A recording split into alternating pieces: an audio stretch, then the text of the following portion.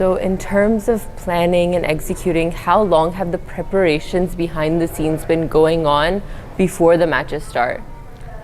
Look, the most important thing here is we have our detailed preparations, the study and the oppositions. Particularly, this is the game which is dominated by the bat.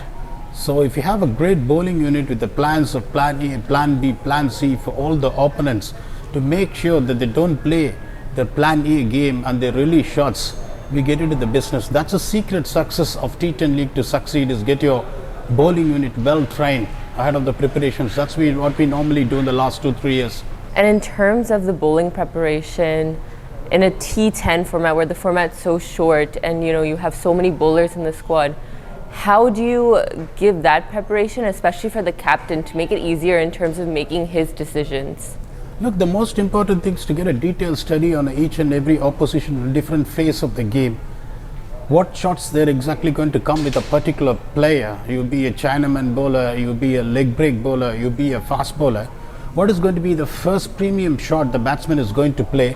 And if you relay the information before each and every game, I do a detailed study of the batsman of the last 12 or 14 months or so, and what is their plan A, plan B and plan C against particular bowling attack, and send video capsules for all the bowlers, the leg spin bowlers, the Chinaman bowlers, the fast bowlers, the medium fast bowlers, so they're well prepared. When they go there, they know what exactly to bowl, and the most important thing is what fields to set, because this is a tournament where there's going to be a mandatory 2 overs of power play, and the most difficult phase is going to be the third power play, where the batting team has got an option to take between 3 and 9 overs. So we get all the bowlers mentally prepared to bowl that particular power play over, and the fields to be set for the batsman based on the strengths and weaknesses. And in terms of the batting preparation, give us an insight in terms of how you prepare the batsman. Look, a lot of people think that it is a T10 format. You go there and slog right from ball one. So that is what exactly has been done, the research that goes on. What is going to be the average score if you bat first based on your bowling strengths to defend? So that is another information we relay to a captain based on that, the batting strength, what you have got, and the bowling strength, what you have got, and the detailed study in the opposition. What exactly is the need for our team in that particular conditions on the pitch to put on the board? Based on that, we plan our strategies. And also the most important thing in this format is the variations, the subtle variations for each and every bowling opponent. So what exactly, a few guys have got a knuckle balls, few guys have got a leg cutter, few guys have got a slower bounces.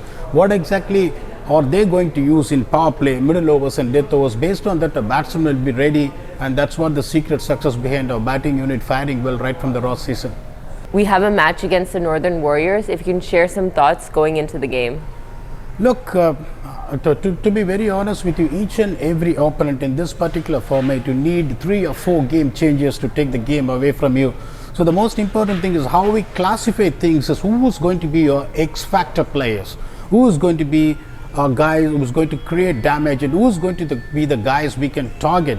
So the most important thing is, when you see for Northern Warriors, they got a guy like Roman Powell, they got a guy like Sherfin Rutherford, they got a guy like Wayne Parnell who's going to be very effective right from the beginning to the end, and they also got some few X factor players. The most important thing is how to curtail them based on the man-to-man marking what you have got as far as the batting and bowling is concerned. We beat them the last time in both the occasions, so we are not taking anything for granted. We are doing our own preparations, and the boys are well prepared to take on for a second battle against Northern Warriors.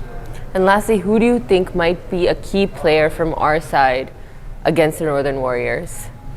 Look, to be very honest with you, I'll put my money on our captain again, Nicholas Pooran, because he owns this format, and he has been doing that right from 2018. He is just setting the ground ablaze with his shots.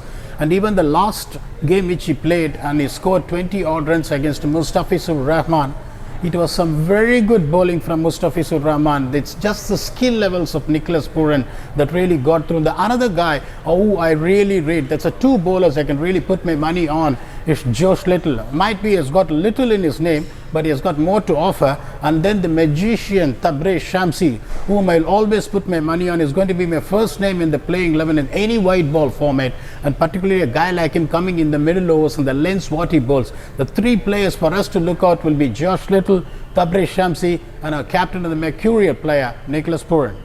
Thank you.